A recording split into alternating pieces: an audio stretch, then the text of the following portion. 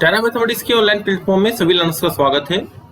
यहाँ पे आपको NET GATE qualified faculty teach करती हैं जिन्होंने ऑल इंडिया लेवल के एग्जाम्स को रैंक 1 पे अचीव किया है।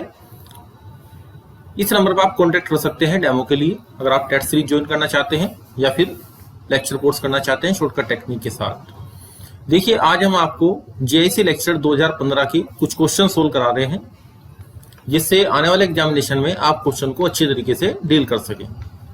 पहला क्वेश्चन देखिए, let a be an element of a group G. Group G का एक एलिमेंट ए है जिसका की order of a equal to 30 है। तब आपको ऑर्डर ऑफ ए की पावर 18 फाइंड आउट करना है। तो ये क्वेश्चन इंपॉर्टेंट है, अक्सर आपके एग्जाम में पूछा जाता है सभी जगह।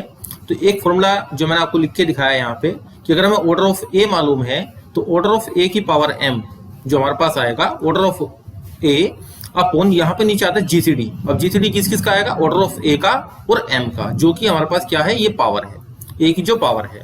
तो यहाँ पे ऑर्डर ऑफ ए आपको कितना दिया गया है? 30 दिया गया है। ऑर्डर ऑफ ए की पावर 18 आपको निकालना है। तो देखिए, ऑर्डर ऑफ ए कितना है हमारे पास? 13 है। और यहाँ पे जीसीडी निकालेंगे हम। जीसीडी को हम ओपन ब्रैकेट में रखते हैं, ऑर्डर ऑफ ए 30 का और 18 का। अब देखिए, 30 और 18 का जीसीडी ग्रेटेस्ट कॉमन डिवाइजर, ऐसा सबसे बड़ा नंबर जो दोनों को डिवाइड करते वो हमारे पास 6 आएगा। तो 6 5 या 30। तो हमारे पास जो ऑर्डर ऑफ ए की पावर 18 आएगा वो आपका 5 आंसर आएगा, जो कि सी ऑप्शन आपका करेक्ट आंसर है। तो देखिए, इस तरह के सीधे क्वेश्चन आपके एग्जामिनेशन में पूछे जाते हैं। अगर आपको ये फॉर्मूला लर्न है तो आप क्वेश्चन को with in 20 second solve out कर सकते हैं। टेरा मैथमेटिक्स में हमारा यही मोटिव रहता है कि आप 20 से 40 सेकंड के बीच में क्वेश्चन को फिनिश करें, तभी आप कोई भी ऑब्जेक्टिव टाइप का एग्जामिनेशन अचीव कर सकते हैं, उसको अच्छे रैंक पे फाइंड आउट कर सकते हैं। अब देखिए, नेक्स्ट क्वेश्चन देखिए, इसमें आपको क्या पूछा है? होमोमॉर्फिज्म के बारे में पूछा है। आपको पता है कि होमोमॉर्फिज्म क्या होती है? दो ग्रुप हैं, उनके बीच में हमें एक मैपिंग डिफाइन करनी है of a group into itself. अब देखिए, यहाँ पे दो चीज आई है। ग्रुप से या तो हम दो डिफरेंट ग्रुप के बीच में मैपिंग बनाते हैं, एक ग्रुप हमारे पास ये है, एक ग्रुप हमारे पास ये है, इनके ऑपरेशन भी डिफरेंट हैं। तब यहाँ पे हमने एक एफ डिफाइन किया, जैसे कि हमने फंक्शन बनाया था। तो वही मैपिंग हम जो आर्बिट्रेरी सेट ए बी के अंदर बनाते थे, अब ग्रुप से ग्रुप में बना रहे हैं। तो होमोमॉर्फिज्म बनानी है ग्रुप से ग्रुप के अंदर, जी से जी में, और इनटू बनानी है is called n, a n कुछ भी हो सकता है इसमें, आइसोमॉर्फिज्म। तो देखिए, आपको डेफिनेशन पता ही है, आइसोमॉर्फिज्म किसको बोलते हैं? 1 1 on 2 को। इनके डेफिनेशन आप याद कर ले। 1 1 on 2 जो होमोमॉर्फिज्म होते हैं हमारे पास, ये वर्ड आपको इसके साथ जोड़ना है। 1 1 on 2 homomorphism is called isomorphism. अब आइए बात मोनो की। मोनो को हम क्या कहते हैं? 1 1 कहते हैं सिर्फ। तो ये डेफिनेशन अगर आपको लर्न है तो आप विद इन 20 सेकंड क्वेश्चन कर लेंगे। अब बात आती है इपिमॉर्फिज्म की और एंडोमॉर्फिज्म की। तो जो इपिमॉर्फिज्म जो आपका वर्ड है वो कनेक्टेड है ऑन टू होमोमॉर्फिज्म से। अब जो आपके पास वर्ड आया एंडो, अब देखिए, एक चीज में आपको जनरली जो हमारे मेडिकल साइंस से जुड़ी हुई है, जनरली क्या होता है, जब हमारे स्टोमक की कोई डायग्नोसिस होती है किसी भी डिजीज की, तो उसमें एंडोस्कोपी होती है। तो उससे भी आप इसको याद कर सकते हैं। देखिए, एंडोस्कोपी में क्या होता है कि एक वायर जिसके अंदर एक कैमरा लगा हुआ होता है, वो हमारे गले के थ्रू अंदर जाता है, यानी कि हमारे अंदर ही एंटर करके और वहां से उसकी पिक्चर लाता है अंदर से। तो जो चीज एक सेल्फ से सेल्फ में जा रही है तो उसको हम क्या बोलते हैं? एंडो। इसका जो वर्ड है एंडो, उसको हम यहाँ से जनरेट कर लेते हैं। तो यहाँ से नाम रख दिया एंडोमॉर्फिज्म। मॉर्फिज्म इससे लिया जो कि होमोमॉर्फिज्म हमारे पास पहले से डिफाइन थी। तो होमोमॉर्फिज्म को आप पहले से जानते हैं कि ग्रुप से दूसरे ग्रुप के बीच में होमोमॉर्फिज्म किस तरीके से डिफाइन होती है। तो हमारा करेक्ट आंसर क्या होगा? ग्रुप से ग्रुप में जो आपकी होमोमॉर्फिज्म है वो क्या कहलाएगी? एंडोमॉर्फिज्म। तो ये आपका डेफिनेशन बेस्ड क्वेश्चन है। अगर आपको डेफिनेशन ये सब क्लियर है कि चारों को अलग अलग क्या कहा जाता है, 1 1 को मोनो कहते हैं, ऑन 2 को इपिमॉर्फिज्म कहते हैं, 1 1 on 2 आपको पता ही है आइसो। आइसो का मतलब होता है कि दोनों ग्रुप देखने में स्ट्रक्चर वाइज बिल्कुल कैसे हैं? एक जैसे हैं। उनमें 1 1 on 2 यानी कि 1 1 कोरेस्पोंडेंस हमें दिखाई दे रहा है, उनकी प्रॉपर्टीज में भी हमें ये सब चीजें दिखाई देंगी। अब एक इन्फॉर्मेशन हम आपके साथ डिस्प्ले कर देते हैं। अगर आपको शॉर्टकट टेक्निक के साथ वीडियो लेक्चर कोर्स करना है, shortcut technique based video lecture course है, या फिर आपको टेस्ट सीरीज ज्वाइन करनी है, या दोनों को कंबाइंड ज्वाइन करना है, तो इस नंबर पर आप कॉन्टैक्ट या व्हाट्सएप कर सकते हैं डेमो के लिए। या आपका जीआईसी लेक्चरर, LT ग्रेड का exam, UP TET PT, DSSB का टीईटी पीटी का एग्जाम, सभी के लिए कोर्स कराया जाता है। इसमें आप यूट्यूब चैनल टेरा मैथमेटिक्स पे जाके जो डेमो वीडियोस पड़ी हुई है उनको भी देख सकते हैं कि क्या क्या चीजें शॉर्टकट टेक्निक के साथ सिखाई जाती है। अब देखिए इसमें ये जो क्वेश्चन है इसमें इनफाइनाइट साइक्लिक ग्रुप के बारे में पूछा है कि इसमें एक एलिमेंट होगा ऑर्डर 2 का, या इसमें केवल एक जनरेटर होगा, इसमें 2 जनरेटर होंगे, या इनफाइनाइटली मैनी जनरेटर होंगे। इसके लिए आप एक काउंटर एग्जाम्पल देखें जो हमने लिखा है। इसमें सेट ऑफ इंटीजर्स का हमने सेट लिखा है और प्लस का हमारे पास ऑपरेशन है, जो कि हमारा सबसे आसान एग्जाम्पल है, जो कि इनफाइनाइट ऑर्डर का ग्रुप है और जिसमें आपके जो जनरेटर हैं वो क्या क्या होंगे, 1 और -1, क्योंकि 1 को अपने साथ ऑपरेट करने से यहाँ से 1 2 3 4 मिलेगा। 1 की पावर को इंक्रीज करने से 1 की पावर का मतलब क्या है कि 1 का स्क्वायर इक्वल टू 1 + 1, इस तरीके से लिखा जाता है 2। फिर 1 का क्यूब करेंगे 1 + 1 + 1 = 3। इसी तरीके से जब -1 आपका आएगा, 1 का जब आप एडिटिव इनवर्स लेंगे तो -1 आएगा और -1 को आप 2 बार ऑपरेट करेंगे। इस तरह भी लिख सकते हैं, पावर की फॉर्मेट में भी लिख सकते हैं। एडिशन के रेस्पेक्ट में NA लिखा जाता है और मल्टीप्लिकेशन के रेस्पेक्ट में A⁴n लिखा जाता है। साइमल्टेनियसली भी यूज कर सकते हैं, कोई ऐसी कंडीशन नहीं है। और प्लस का हमारे पास ऑपरेशन है तो इसका मतलब इस तरीके से हम सारे नेगेटिव इंटीजर्स बना सकते हैं।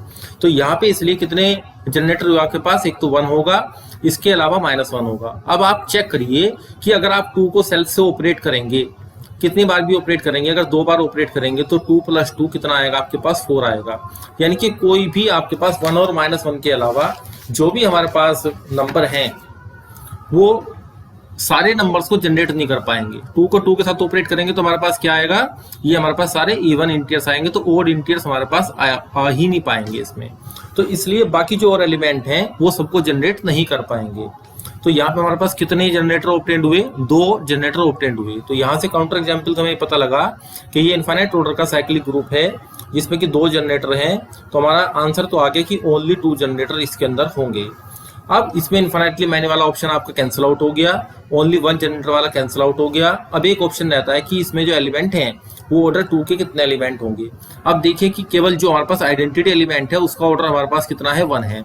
इसके अलावा जितने भी जेड में नंबर ऑफ एलिमेंट्स हैं उसमें सबके ऑर्डर इनफाइनाइट होंगे, क्योंकि किसी भी एलिमेंट को जब हम n टाइम्स ऑपरेट करेंगे तो कभी भी 0 नहीं आएगा। 1 को ले लें या 2 को ले लें, कोई भी हम यहाँ पे इंटीजर लेंगे तो यहाँ पे कभी भी 0 को एडिशन करने से वो 0 के बराबर, आइडेंटिटी के बराबर नहीं आएगा। तो इसलिए किसी भी एलिमेंट का, किसी भी नॉन जीरो एलिमेंट का ऑर्डर यहाँ पे एग्जिस्ट नहीं होगा। जब ऑर्डर एग्जिस्ट नहीं होता तो हम क्या कहते हैं, उसका ऑर्डर इनफाइनाइट है। तो इसलिए ये ऑप्शन भी आपका क्या हुआ, गलत हो गया। तो हमने काउंटर एग्जाम्पल की सहायता से भी इसको सीख लिया। और वैसे स्टैंडर्ड रिजल्ट है कि every infinite cyclic group, every infinite cyclic group, इसको भी आप याद रखें, has 2 generators, only has only 2 generators. और सभी कंडीशन है A and A inverse, A और A का इनवर्स। तो देखिए यहाँ पे जो हमने 1 बनाया है, यहाँ पे जो जेड में हमने जनरेटर बनाया है वो 1 है और 1 का जो एडिटिव इनवर्स है वो कितना है, -1 है, क्योंकि वो इसके साथ ऑपरेटर से क्या देता है, 1 + -1 = क्या बनाता है, 0 बनाता है। तो इसलिए आपको यहाँ से भी कंफर्म हो गया कि A और -A⁻1 यानी कि A का इनवर्स हमारा क्या कहलाएगा, ये दोनों जनरेटर हो जाते हैं। तो ये थ्योरम का पार्ट भी है, लेकिन हमने आपको सिखाया है काउंटर एग्जाम्पल की सहायता से कि अगर थ्योरम का स्टेटमेंट आपको लर्न नहीं है तो आप इस तरीके से भी क्वेश्चन को कर सकते हैं। नेक्स्ट क्वेश्चन देखिए, ये भी अच्छा क्वेश्चन है। जी एक फाइनाइट ग्रुप है। सबसे पहले आप ये देखा करिए इसमें क्वेश्चन में कि हमारा ग्रुप जो है वो फाइनाइट है या इनफाइनाइट है।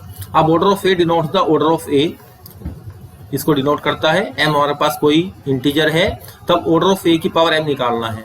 तो देखिए हमने सॉल्यूशन आपको अभी इससे पहले क्वेश्चन कराया था कि ऑर्डर ऑफ a की power m = order of a, और नीचे हमने जीसीडी लिखा था, GCD of order of a और कोमा m का। अब यहाँ पे आप देखिए कि जो ऑर्डर ऑफ a है, ऑर्डर ऑफ a और m का जो जीसीडी है वो हमारे पास क्या होगा, ग्रेटर देन इक्वल टू 1 होगा। तो जब इसको 1 अपॉन करेंगे तो ऑर्डर ऑफ a, m का जो जीसीडी है वो लेस देन इक्वल टू 1 आएगा। अब यहाँ पे ऑर्डर ऑफ a से आप मल्टीप्लाई कर दें, ऑर्डर ऑफ a से हमने मल्टीप्लाई किया तो ये ऑर्डर ऑफ a की power m less than equal to हो गया ऑर्डर ऑफ a। तो ये हमारा फॉर्मूला भी जनरेट हो गया। छोटा सा प्रूफ था, इसको मैंने आपको इसलिए करा दिया।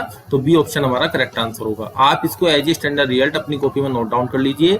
और ये फॉर्मूला भी मैंने आपको सिखाया था अभी स्टार्टिंग में जो क्वेश्चन कराया था हमने, कि ये फॉर्मूला मल्टीपर्पज काम आता है। इसको भी स्टैंडर्ड रिजल्ट की तरीके से अपनी कॉपी में नोट डाउन कर लीजिए।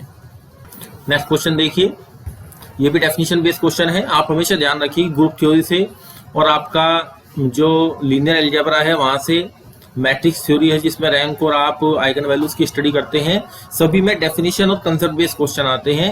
थ्योरेटिकल बहुत ज्यादा लंबा क्वेश्चन नहीं आता, और अगर आएगा तो किसी से भी नहीं हो पाता फिर। तो वहां भी आप कॉन्फिडेंट रहें कि अगर आप उसको नहीं कर रहे हैं तो और भी कोई इसको इजीली नहीं कर पाएगा। ये सब group H of a group G, एक ग्रुप जी है। इस तरीके से आप फॉर्मेशन ध्यान रखें, एक ग्रुप जी है, एक उसका सब ग्रुप है एच। अब इसने कहा कि एच को हम नॉर्मल सब ग्रुप कब कहेंगे। तो डेफिनेशन देखिए, डेफिनेशन बेस्ड क्वेश्चन है कि नॉर्मल सब ग्रुप की डेफिनेशन क्या होती है। तो जब हमने आपको ये टॉपिक टीच किया था थ्योरी में, तब आपको बताया था कि जो हमारे पास जी है, जो जी सेट हमारे पास है, इस जी सेट के अंदर जो भी हमारे पास एलिमेंट्स हैं, चाहे वो एच के अंदर हैं चाहे वो एच के बाहर हैं, यहाँ से कोई एलिमेंट ए हम पिकअप कर लेते हैं और ए एच बराबर एच ए हमारे पास आना चाहिए for all a belongs to G. बस यहीं से थोड़ा सा वेरिएट किया।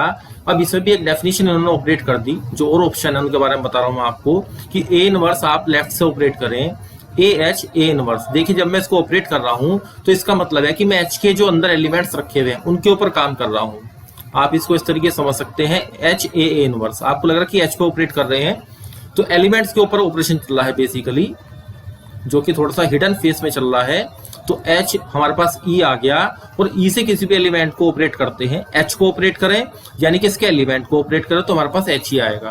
तो सेकंड डेफिनेशन क्या कहती है कि जो हमारे पास एच है वो नॉर्मल सबग्रुप तब कहलाता है यदि for all a belongs to G, हर एक एलिमेंट जी के हर एक एलिमेंट के लिए ए एच बराबर एच आना चाहिए। या जो नेक्स्ट डेफिनेशन मैंने आपको बताई है, ए एच ए इनवर्स बराबर एच आना चाहिए। यह डेफिनेशन हमारी ये होनी चाहिए। अब इस डेफिनेशन के अंदर भी एक थोड़ी सी क्लासिकल चीज छुपी हुई है जो मैं आपको बता देता हूं, कि अगर हमने एक एलिमेंट ले लिया H1 और यहां पे H1A ले लिया, तो ये जरूरी नहीं है कि ये दोनों एलिमेंट बराबर होंगे, ये आवश्यक नहीं है। ये कंसेप्ट है कि AH1 बराबर कोई एक एलिमेंट हमारे पास आएगा जो कि इसमें राइट से ऑपरेट करेगा, तो यहाँ पे H2 एलिमेंट की एग्जिस्टेंस बनती है। अगर ऐसा हो जाता, अगर ये कंडीशन ऑपरेट हो जाती सभी एलिमेंट्स के लिए, तो ये हमारे पास जो ग्रुप दिया हुआ है वो अबेलियन ग्रुप होता।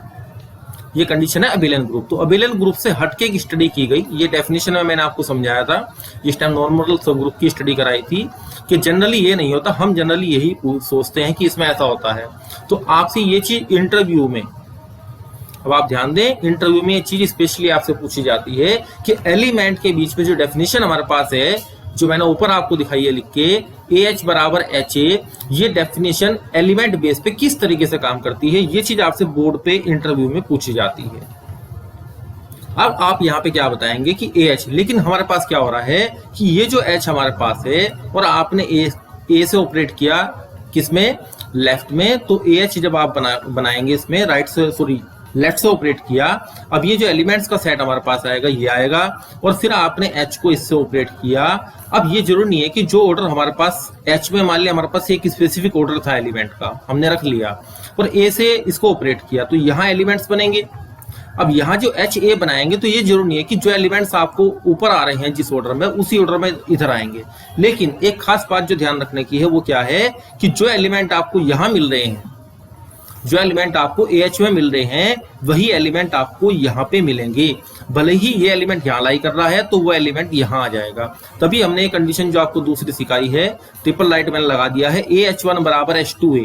किसी न किसी एलिमेंट के लिए एक H2 की कंडीशन बनेगी A के साथ कि AH1 बराबर H2A आएगा। ये हमारा क्या है, हिडन कंसेप्ट है डेफिनेशन के अंदर। जो कि बुक्स में थोड़ा सा कम सीखने को मिलता है। और जितनी आप इसकी थ्योरम अगर प्रूव करना चाहेंगे तो इसी डेफिनेशन के बेस पे चलती है, वहां कंफ्यूजन क्रिएट होता है। तो ये चीज मैंने आपको एलोबरेट कर दी है बहुत अच्छे तरीके से। अब मैं ऑप्शन पे काम करूंगा। देखिए कि AH बराबर HA, यहां तक बात पूरी लिखी। फिर इसने कहा कि A बिलोंग्स टू H होना चाहिए, नहीं, A बिलोंग्स टू H की कंडीशन नहीं होगी। यहाँ पे देखिए ध्यान से, AH बराबर HA, A belongs to G, ये ऑप्शन मेरा करेक्ट आंसर है, बी ऑप्शन। अब डेफिनेशन की तीसरा जो कंसेप्ट बनाया, देखिए आप इस की भी स्टडी कर रहे हैं कि जो ऑप्शन आपके बनाए गए हैं वो किस तरीके से फ्रेम किए गए हैं।